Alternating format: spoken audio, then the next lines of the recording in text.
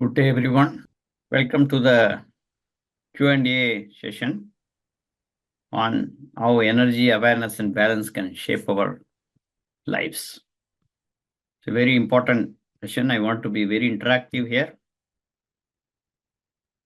So you can ask specific questions. And of course, our Dr. Sri Gupta will also be asking some common questions for the benefits of everyone. But now I want to categorize the energy sink, energy source. That's the broader aspect, and we will see what all gives energy, what all drains energy, and we'll learn some techniques, important techniques to enhance the energy. What is energy? When we talk about energy, I'm not talking about like food converted into calories that the modern science is looking at. It's a vague understanding of food. So you can eat some good food, like filling food, but still you can get your energy can be drained. So you feel like filling, but you're mentally, you don't have that kind of an energy. Feeling of fulfillment doesn't mean you gain the energy from the food. So it's not in calories. Calories has nothing to do with the food. So there are certain factors that gives energy naturally,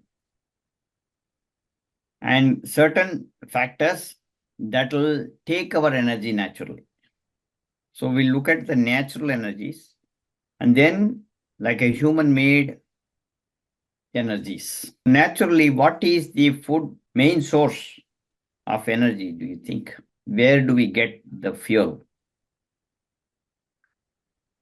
What do you think? The quantum energy. No, where do you get what's the source? I know there's a fundamental source. Let's break down into the sources. Very good. Sun is an energy source. Breath is an energy source. How is the sun connected? Like, how is the sun giving energy to us?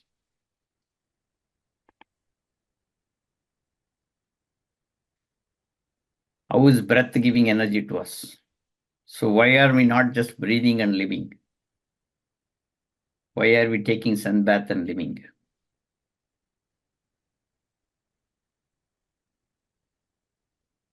Yeah, good point, Andy. So everybody, please pitch in and let us see what are the different energy sources. So when we are talking about energy sources, I'm talking about directly. It could be indirect, like even in the modern science, we talk about photosynthesis. Sun gives energy to the plants, which is true. I mean, cannot deny that fact, because that is also in the ancient science. We believe that the planets have a connection, not only the sun, all planets have connection with the plants, trees, and also we get the energy directly from the planets. One source of energy could be the planets themselves. Tell me other sources, please. The cosmos, right? Cosmos is the other planets I'm talking about. When I say planets, not only the 9 planets, we're talking about the entire cosmos. Jivatma. Guptaji is talking about our Jivatma that is inside us. That's definitely, of course, that's the ultimate energy. Jivatma and Paramatma gives energy to the Jivatma. Definitely. But think about other things that gives, of course, ultimately something else gives energy. But daily needs, what do we consume? Don't we consume food? Yes. So don't we consume food for energy? Number one. Don't we sleep for energy?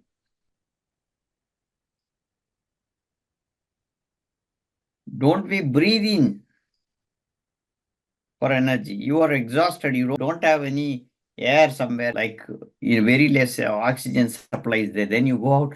Oh my God, I'm getting fresh air. This is nice. You feel that. So definitely air, as you said, Andy, that's right. Air is another energy. So these all are, if you look at what are these, air, water, food, all these things you are looking at, this is the direct states of matter, 5 states of matter only. They break into energy. So even the earth gives energy. Earth is also having the electromagnetic energy. Earth has its own magnet. So when we say magnet, we are talking similar to the femtobiomagnetic of human. Everything, that's why we sleep on a cot, because earth has a magnetic field. Raised cot is an ancient technique. It's not a recent invention. We want to be top when you're sleeping, like, but it's not too much top. There is a level where we are grounded, but still connected to the Earth's magnet.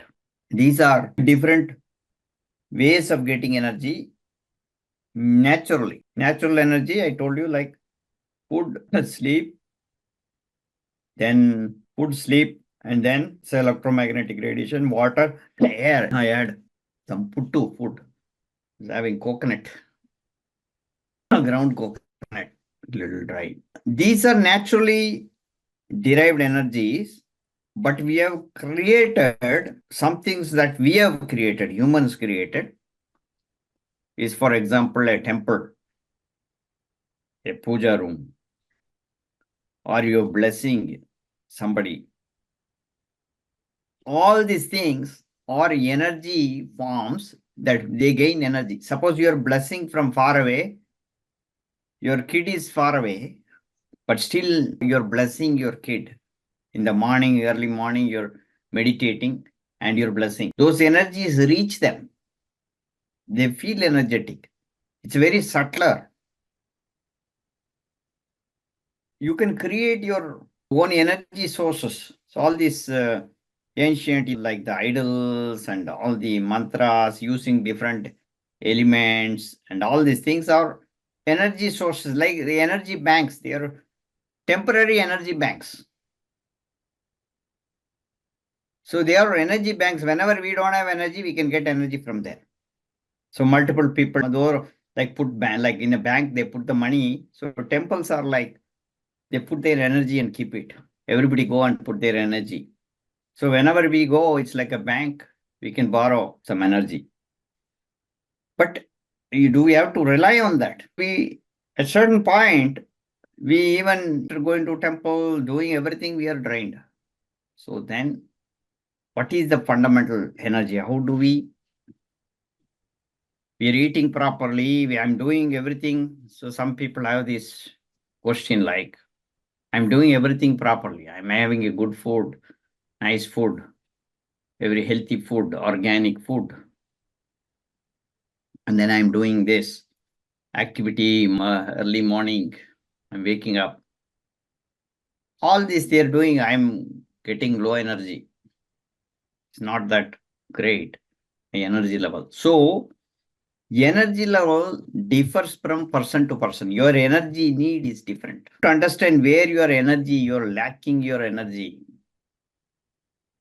what kind of energy is needed? Different.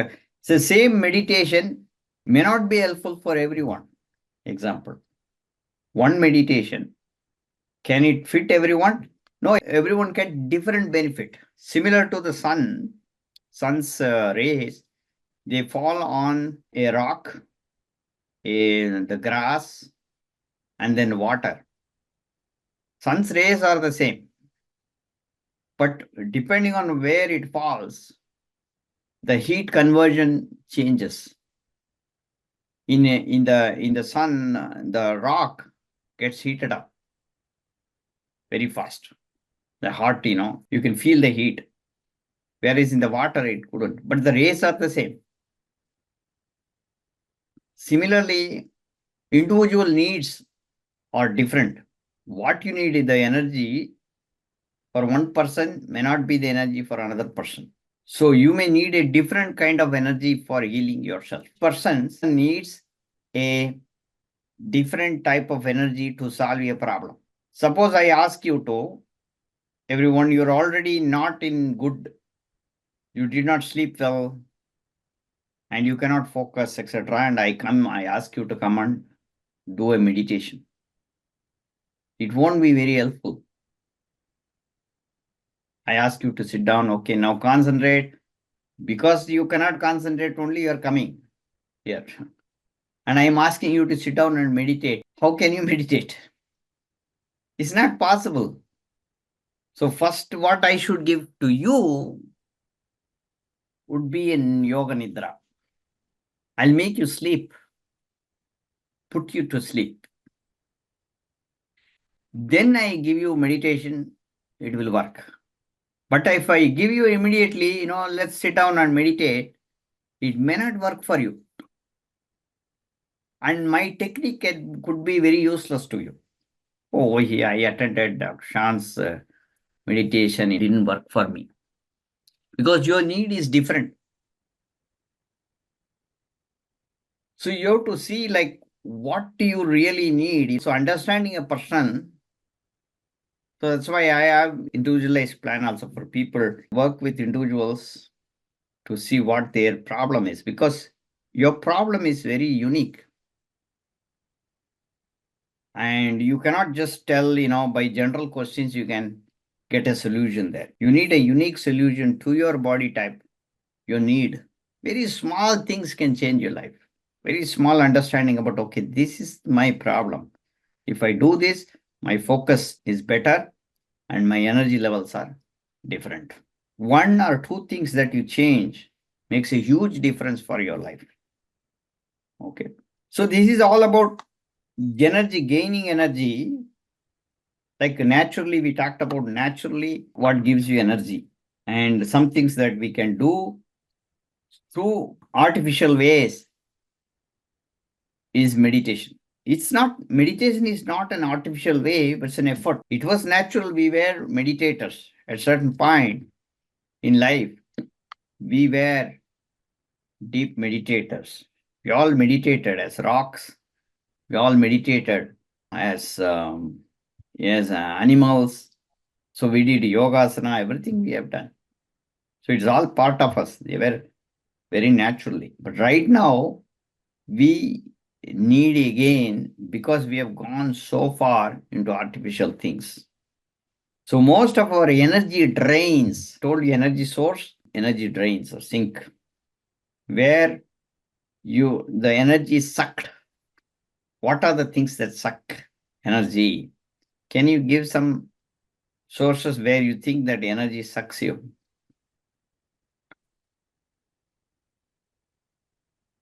Can you type down that which sucks energy? You did something and then the energy is drained. Can you list? Oh, nice. And when you're in argument, intensive activity, work, watching TV, that's all sensory drain. Yes. Yes, more, please. Stress. So it's a mental. Stress is like mentally stressed out. Why stress? Because you have a lot of job or you have something just like that, depending on what you're stressed about. About somebody irritating, grief, yes. Yeah, all these things. Grief is like a huge, it's called kavalai. Kavalai means we talk about like those days they used with the cow's skin, dead cow skin. They make a huge thing for irrigation, like catches a lot of water and it rains. So that's why the word kavalai means that has the same meaning as that in Tamil. It'll suck your energy. If your grief, deep grief, will suck your energy like anything. Of course, uncontrolled entertainment, you just simply watching without your knowledge, just scrolling, watching. All this, you look at today, you go somewhere, everybody in a house. How is your house? Think about it. You're sitting with one. your daughter is sitting with, everybody is in their own device. Somebody will be in front of computer, somebody will in phone, laptop, iPad, the only thing, or phone. All these are energy draining sources. Remember, these are highly energy draining source. Naturally, without even doing anything, our energy will drain, because that's why we die. Because the earth observes all the solid parts underneath, and all the lighter parts, heavier parts are drawn towards the earth, lighter parts are thrown away. This is ancient knowledge. That's how chakras are built. Chakras are built in solid at the underneath. Mooladhara is the solid. Then you have liquid. Then you on top of it fire, then air, then ether. This is how it's layered up. And after that only the mind comes. Okay, 5 sensory things. So that's the chakra we have it for, that's even lighter. So all those sensory happens in biomagnetic part of our body, the causal body we call it. So we lose a lot of biomagnetic energy naturally. While you're opened up, your eyes are opened, you're not seeing, you will be seeing. It's not that you don't see. Your eyes are opened, you're seeing something naturally, even without watching a television or anything.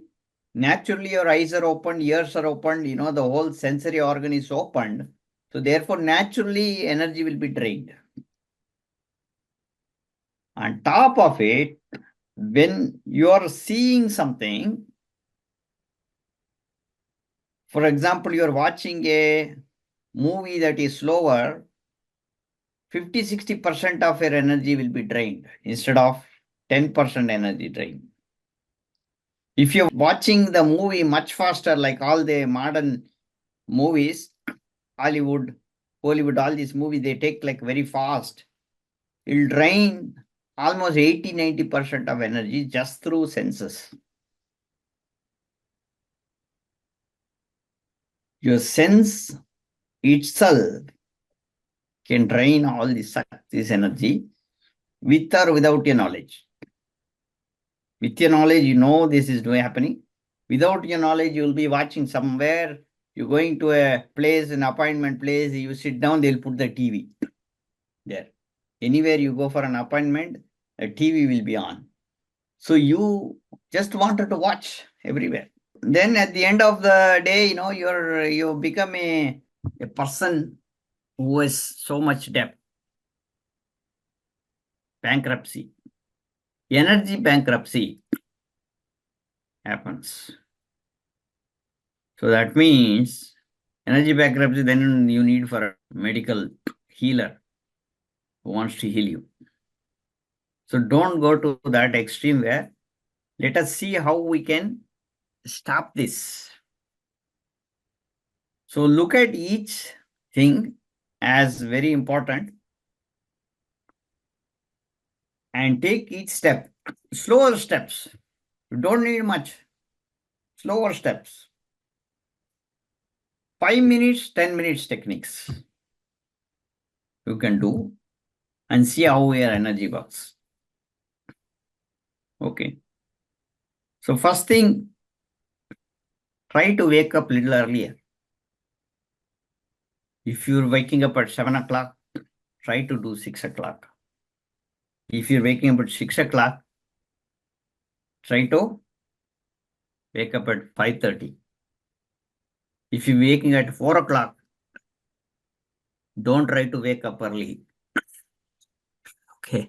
You don't want to sleep less and get, energy drained also. So you need a balance. So mornings, if you do early morning, do 10 deep breathing pranayamas, open the window or go out and do very good deep belly. See, breathing exercise. Breathe into your right chamber. Breathe out your left chamber. Breathe into your left chamber, right chamber. First thing in the morning, you do this. This will give up to 30-40% extra energy for the day. Because morning, that type of air that you get in the morning is different from the air that you get later on. The kind of oxygen that you get, the amirda, we call it, is high in the morning. Okay. So passively, you can open up the windows where your kids are sleeping. So that it can be cold, but it's okay. Little bit of cold is okay. They can wrap up with something, but you can get very good air quality that is good for the brain. When the brain gets good energy, that's the pranavayu. The pranavayu goes in, it divides into 12 vayus, and the 12 vayus will function very well. So even this air only is used for digestion also. Samana vayu. This air is good for the udana vayu, for sinking, for the eyes, for the ears, hearing, all these things. The air quality is very important. There are different types of air for all functioning. So this is one technique that you can try. And some people cannot wake up earlier. You have to see why I cannot make up early. You have to work it out. Am I eating a lot of food in the night? Why am I? So if you sleep very late and wake up late, you will definitely cannot get 100% charging. Doesn't happen. Your body will not charge. Oversleeping will also drain your energy because it need to remove toxins from your body. You're oversleeping. So undersleeping, oversleeping, instead of you do moderate. Instead of sleeping too much, too little, moderate sleeping. When you wake up, you should feel fresh. And you should make activities like that. In the night time, do not sleep when you're tired. Just like that. When you're very tired, just don't go and sleep. If possible, take a shower, take bath, clean up your feet, etc. You're drained out, clean up, at least wash your feet, legs. Go out and watch the sky. Look at the universe. Expand your mind. Very deep breath, just normal deep breaths you take. Then come, just few minutes of meditation and then sleep. Calm down yourself and sleep. When you wake up, you will be fresh. When you're drained and you go to sleep, again you will have drain in the morning. You will not fill the battery. Battery is not fully charged. So this is very important.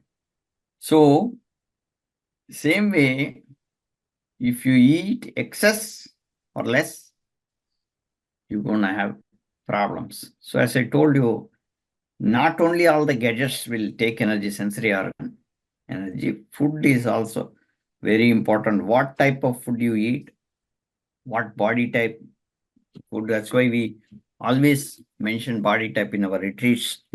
We talk about, if you happen to come to Virginia on 28th and 29th, so we have a retreat. Our IT team will share the flyer now for the retreat.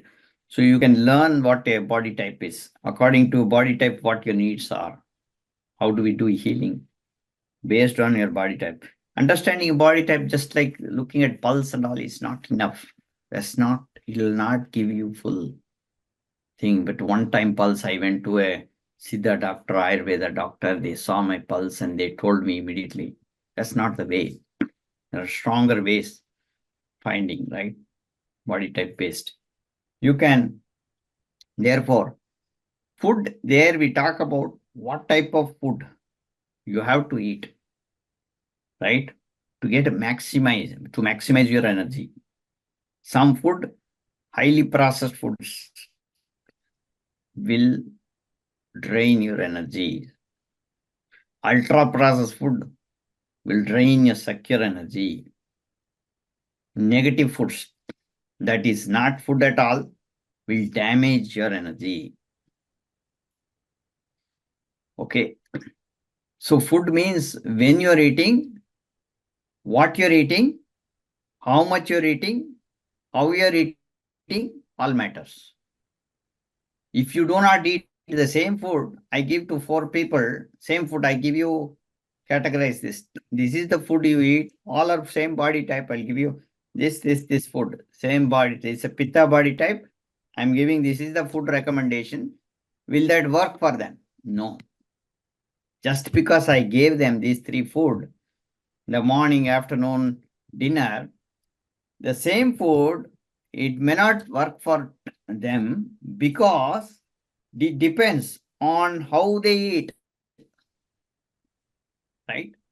Did one person chewed very well and ate?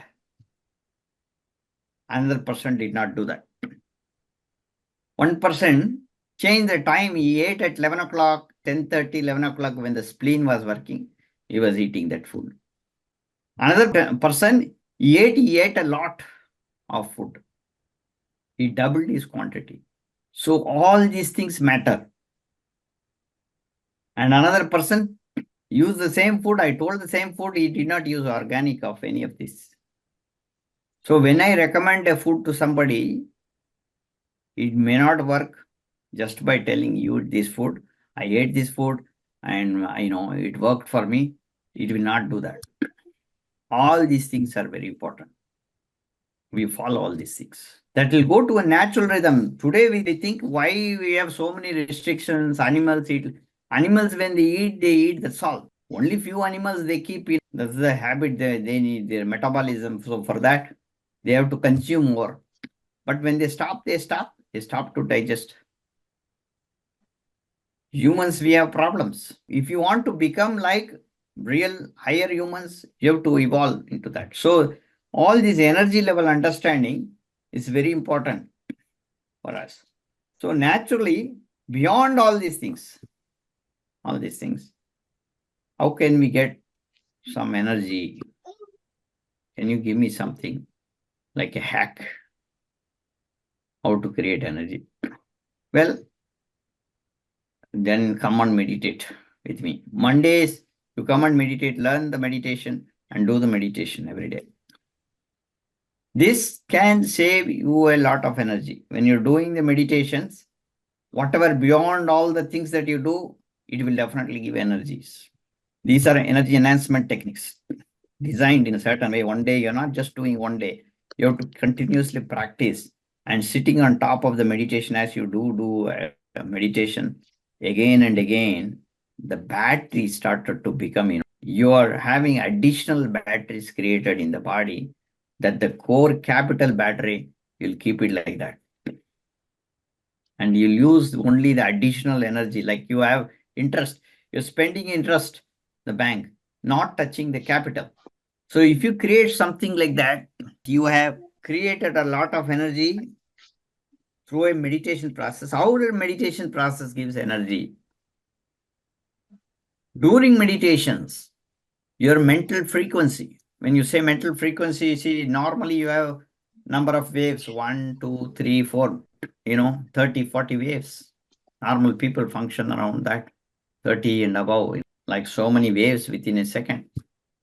So if your wave number of thoughts decrease, you have 14 waves, like below 20 waves, you're living a very peaceful life.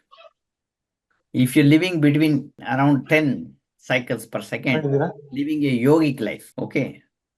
If you're living even below, Siddha life, 3 seconds per second, 3 to 8 cycles per second, and below Siddha, and then you finally below the 3, the Arthanadis, a very deeper, those who realized completely and merge, they stay in the 3 and go to almost close to 0, come back.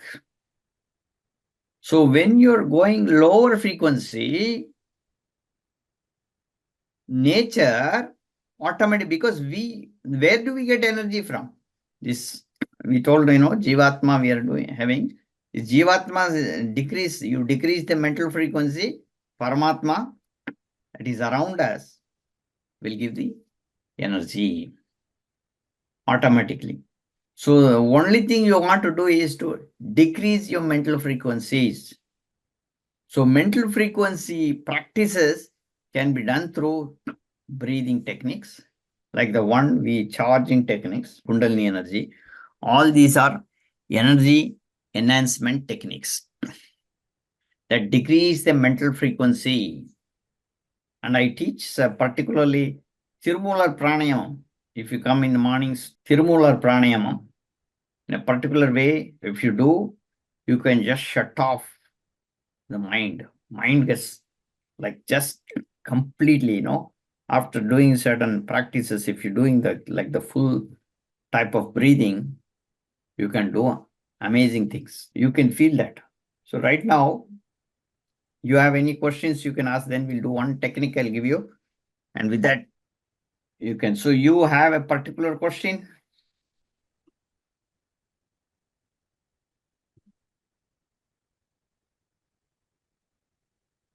Yes, please. You can open up your mic. So try to be interactive. Kala, Meena Ambige, Samir ji. Yes, go ahead. Steven Arut, yeah. Yes, everybody new who are attending. Yes, kindly. Yes. Questions, you can unmute and ask any questions. Kavita. So one question I have is, what is the difference between Siddha Veda and Ayurveda? Are the same thing or they are very different? Okay. Siddha Veda, Ayurveda, if you look at the fundamentals, are all our ancient Siddhas only. Basically, people come from different parts. Siddha is mostly based on the Tamil language. So, example, Tirumular is from they claim he comes from Gujarat. It's a Gujarati, basically. He comes, learns Tamil, he become an expert in the Tamil. See, the other one who become expert in the deeper Tamil language, they attain consciousness. Bogar comes from China. He becomes a Siddha. Romadevar comes from Rome, and he becomes a Siddha. So like that, people from different part of the world came and went into the deep Tamil literature, and they attained the Siddhis. Astama Siddhis, we call it. So Siddhas are very deeper. It could be anybody, it could be Sanskrit based or anything. It goes as the same thing. But the claim is that these people only created even the Sanskrit for a good purpose. That's how Sanskrit comes from the south part of India. In Kerala, everything was translated to a language that is much beautiful. But it doesn't mean Tamil doesn't have this beauty. It's much deeper. Everything is in a very well written in Tamil. Though ancient Tamil language is very, very powerful. And it's not like you cannot compare. See, you have like every state as a language, so they compare that like that. Okay, you're a Tamilian, I am a Kannada, I'm, Saurashtrian, all these things. You cannot do that because it's connected to a state. Tamil need to be priced like Sanskrit. It is equivalent or much deeper, I can say, because I have been learning only Tamil language. Even though I had a chance to do Sanskrit, when I was very young, I was introduced to Sanskrit. I was with all the things that I did, early morning and waking up, going to the ashram. I was doing many Sanskrit things, but then the Tamil attracted me a lot because my language it was easy for me to get into Tamil. It was much closer. So the Tamil-based thing only, we call it as Siddhas. So the Siddha language is very different. They start from abstract. There is no, like, the way we talk about Shiva Parvati, or even in Ayurveda, Tanvantri, Patanjali, like this, they don't go by person based. It is system based. For example, Shiva Shakti is a principle, abstract concept, instead of thinking like a human. Puran, there is no stories as such. This Siddhas base all these things in abstract concepts, scientific. It's very global. That is the one advantage. But when you look at, there advanced things are done in Sanskrit, Ayurveda also. Many, because the Siddhas, they lived in different places. So when I say Siddha Veda, is most based on, say, for example, there is no book, deeper book in Marma in the Sanskrit language. There is deeper book in the Tamil language. You cannot beat that. There is no source at all. I can tell you that. Because you have to refer to the fundamentals of the Varma in the Tamil language only. So deeply they have written. Because Panchakoshas and all are concepts in there. Panchakoshas like Panchapakshi. Panchapakshis are 5 birds. These concepts, how our body functions, and all are not there in the Sanskrit tradition. Therefore, you don't have to say this is better or that. We have to take the best out of it. The Siddha practice, because a lot of people are talking Ayurveda, is already there. As the Ayurveda is spreading, which is good. But there is some things that are unique to the Siddha tradition, or some things that we are talking about, even Kaya Kalpa, recycling the sexual vital fluid, vital energy. All these are not there in, and many practical things are in this Siddha tradition. It's just practical, more practical than just theories. And so I have seen people who practiced and lived than talking. That's the Siddha tradition. More, they live their life, not just talking. So I've seen so many people who talk, but the practice is not happening. Okay. So that's the difference. And you're lucky. I thought Ayurveda was also very practical. I hear the common words, kapha, pitta, vata, they're the common words, right? In Siddha and Yeah. Ayurveda. And the Nadi, for example, that concept is common. There's so many common concepts. Yeah. And Ayurveda is very practical. I mean, they have hospitals and they have doctors who practice and then heal people in both traditions. But is there a fundamental difference apart from language? I mean, language is just a vehicle, but what is the fundamental difference between the two systems? Right. See, for example, Siddha pulse. Siddha you take with one finger. This pulse is not there in Siddha literature. So you take one, change the fingers only, same spot only, 1/2 quarter. In Ayurveda, they hold this and see the pulse. This pulse is a variation. It will not be stable, and you cannot determine the person's body type just using this. So that's why these are not in the other literature. It doesn't matter. You can even try, somebody could have translated this into Sanskrit. Then it becomes. But as, for example, Sushruta Samhita or Charaka Samhita, they all are great sage scientists. They took in the Sanskrit tradition. They have gone very deep into surgical process. We cannot underestimate those. They are highly valuable. In Ayurveda also, Shalya Tantra is a very deep department. And Shalya Tantra was, Agastya created this Shalya Tantra. That's why first brain surgery was done in India by Agastya. So it was written by Therayar. Therayar was he wrote in Tamil.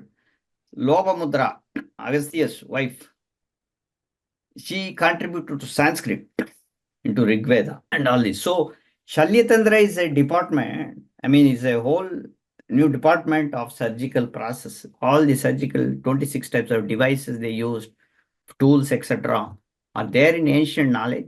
So we don't want to differentiate this one, that one, but it is more, we have to look at what you get from the Siddha tradition, because the negligence is also there in not translating everything. Tirumular talk about Pariyanga Yoga, how to be in a life with husband and wife relationship, how you can attain God. So those things will be missing. Like breath, deeper Tirumandiram, there's nothing else in this world other than Tirumandiram. So they're so deeply given. Like what is the length of your breath? They measure the length of the breath, how much you have to take, how you attain through breath. Those techniques are not there. So that is why we have to learn from both traditions. It's not enough. This is all our own tradition only. We don't have to differentiate by a certain sect of people or speaking Tamil. No, they are not like that. The Siddhas do not belong to any category. You cannot identify them as a South Indians or they're darker skinner like that. Because as I told, me Boger come from China. The Siddhas came. A lot of things between China and India happened those days itself. A lot of techniques. Korea, all the Korea food and all, if you look at, is Siddha based, many things in China. So it went to different parts like acupressure, sujok, acupuncture, all these things mentioned in our ancient literature. So you don't want to separate that. But today, because of the missing things, we should not limit ourselves to one type of knowledge. Deeper knowledge in the Siddha, they talk about connecting everything to energy. Finally, they come up with like everything is abstract concept. They've explained clearly and they connect to the Panchabuddha. See, I learned Ayurveda first, where I could not understand the Panchabuddha. Shankya philosophy talks about that. I have the missing connection, how the Panchabuddha is like water is a Panchabuddha. Then how is water in my body? Drinking water is water, I thought. But when I went deep into Siddha literature, I understand is the Dirava. The liquid part is called the water. It's not the water we drink. So these misconceptions were cleared. Maybe my language understanding was different, but the Siddha helped me with that. And the scientific aspect of this, right? The biomagnetism, all those things are very clear. So that's why both this knowledge is important. If you even go to Ayurveda, you will definitely need Siddha at a certain point to see clearly where it takes. But Ayurveda knowledge is many area they are advanced and amazing and amazingly developed. Like acupuncture in Chinese have developed so much. It is our own Parama Buddha Prayog only. Ayurveda is developing and it is good that it is flourishing. Yes. Yeah, you don't have to differentiate in the sense why we don't want to differentiate Ayurveda and Siddha like a separate thing, but there's a missing language because Tamil is not translated to other language very easily. And also we have problems in the Tamil culture is not going out. They're very closed. It's a problem. So we need to bring it out. It's not keep it in the politics and other things. We need to expand this. Then all the universal language, that's all. Does Yes, anybody yes, else have a definitely. question? Yeah, you're right, Andy.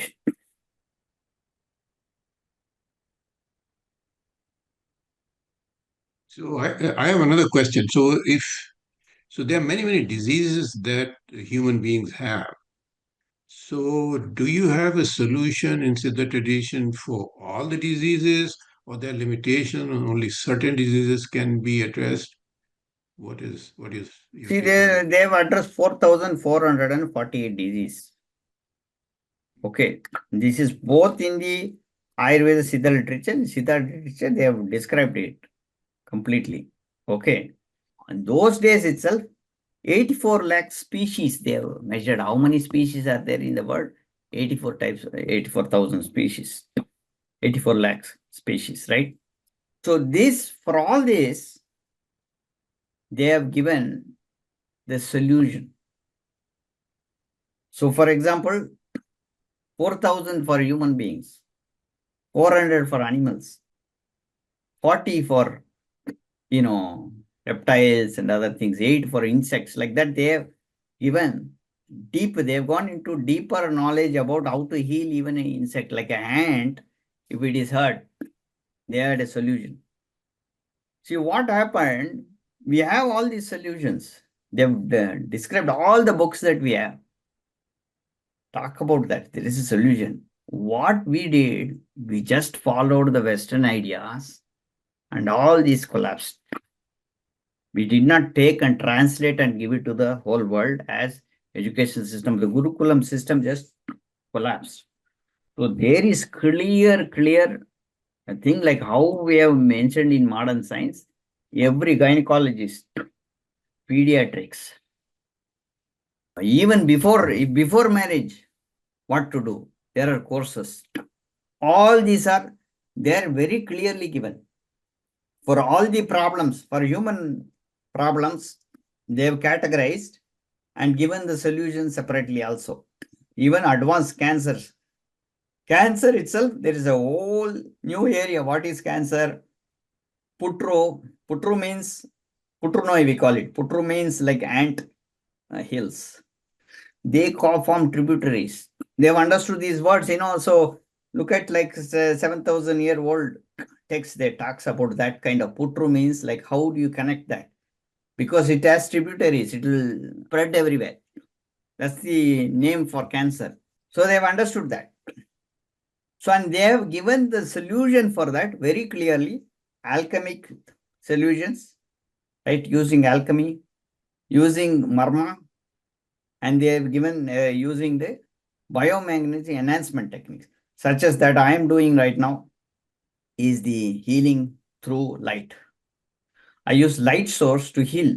So here, because I went to Harvard Medical School in Wellman Center for Photomedicine, I was the topmost school in the world for healing through light.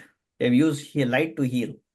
So in very ancient days, they have used the same light, but a natural light. Instead of, all the artificial light, which has other problems, natural light like a diya. I usually use a diya. You have a simple diya, and then you can light it up and you can create your photons and you can heal your body. So there's no one specific way of healing, but overall preventive, the whole idea of the Siddha tradition is that if you increase your biomagnetism is so high, it will heal by itself. There is no need for healing a particular thing. So focus, more than focusing on the healing the specific thing, focus on increasing the anti-aging. That's the chi energy, we call it. The biomagnetic energy, the chi.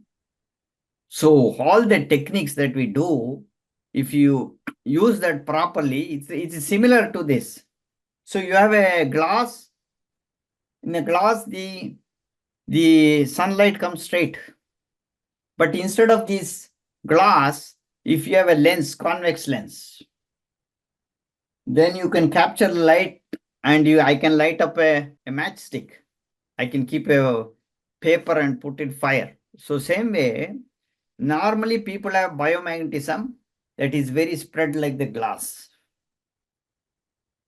So they don't know how to tap the energy. So all the meditation techniques is to increase the convex lens, like how you convert your biomagnetic energy so intensified that whatever energy comes that enters into the body, it will multifold times, it'll heal. All the cosmic energy that we get from outside will heal.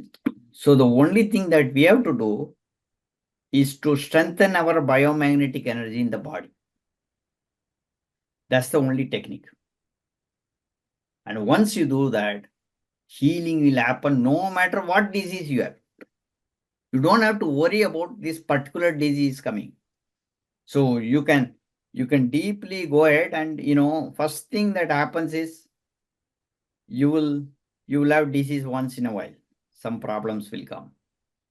And after some time, once in 4 years, 5 years, like that, right? And then after that, you will be okay, that you will not get disease. Before itself, you will know, okay, I'm going to get a headache. I'll stop the headache now. I'm going to get a cold tomorrow. I can stop it today, like that. Things happen. And then that's how anti-aging happens later. So later, Siddhas talk about anti-aging in such a way the cell stops. Your white hair turns into black hair. They have come up with, as you go deeper and deeper and deeper, you can feel that our cells are regenerating, and the same biomagnetism can preserve your body, and it can preserve there forever.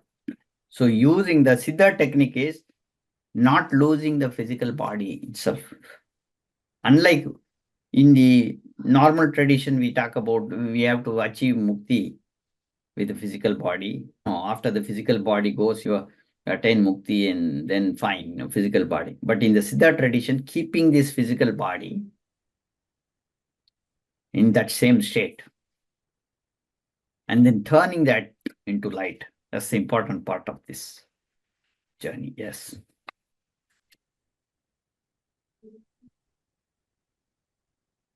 Yeah. Yes. That is the anti-aging effect. So you tap that energy into all the DNA cells will not die. Because what you need, the life force in our body, they all are spinning. The spinning energy particles, when they go out, when you speeden up, when your activities are speeding, energy particles go one away from the other.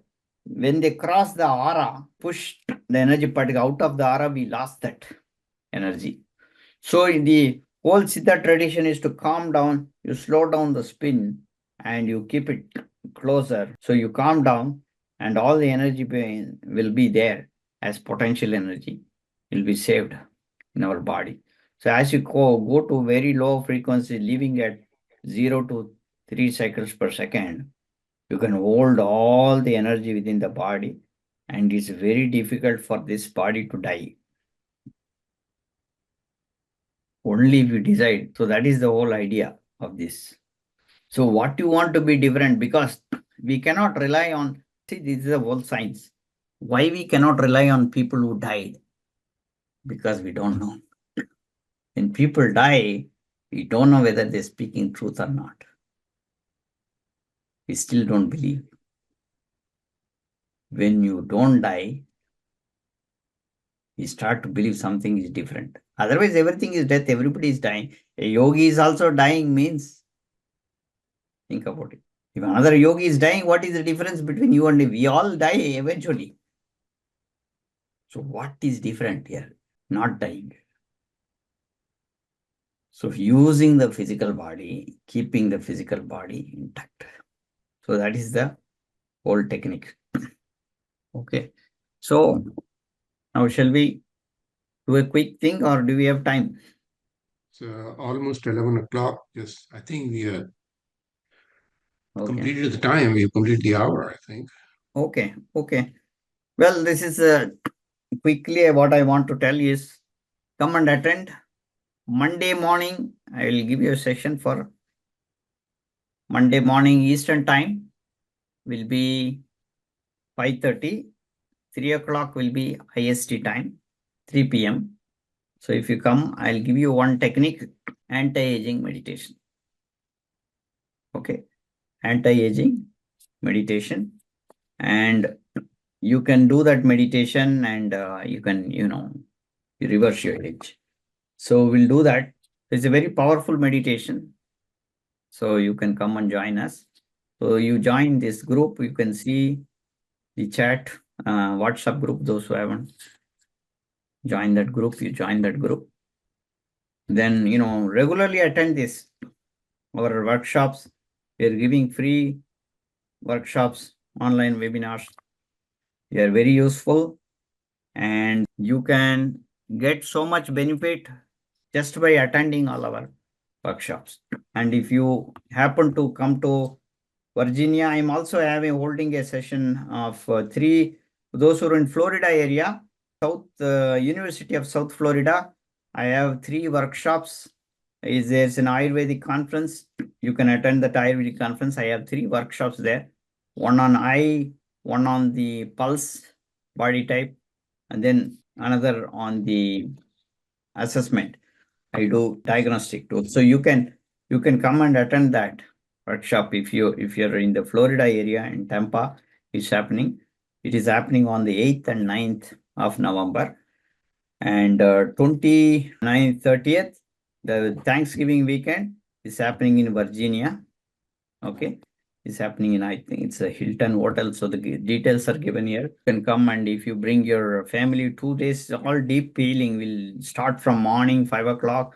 We'll wake you up 5:30 we'll start. And then we'll do the entire process 2 day, very, very deep healing techniques.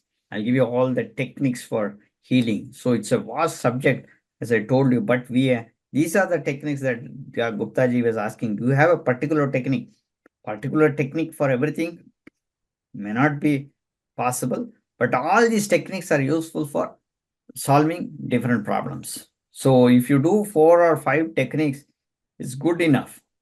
You can solve many, many problems. Normal techniques that will enhance. For example, the chakras. The chakra, it doesn't matter. Any body type you can do. But how you do varies. Little bit variation you have to do. Breathing techniques, how you bring it up if it's a pitta person, other person. That's those techniques only changes. So, like for example, many people do Surya Namaskar. Surya Namaskar can heat up the body. If it's a pitta person, if you do Surya Kriyas, especially, then I'll tell you what techniques they have to do. They have to combine the Chandra Namaskar with that, and then they balance out. Right? So like that, I'll give you unique techniques. So those things we can do in that kind of retreats. Okay. And tomorrow, that is Monday, try to come at 5:30 and get benefited. I'll give you the anti-aging meditation. Okay. Great. I think we are done. Thank you. Thank you so much. All right. It Thank was good. you.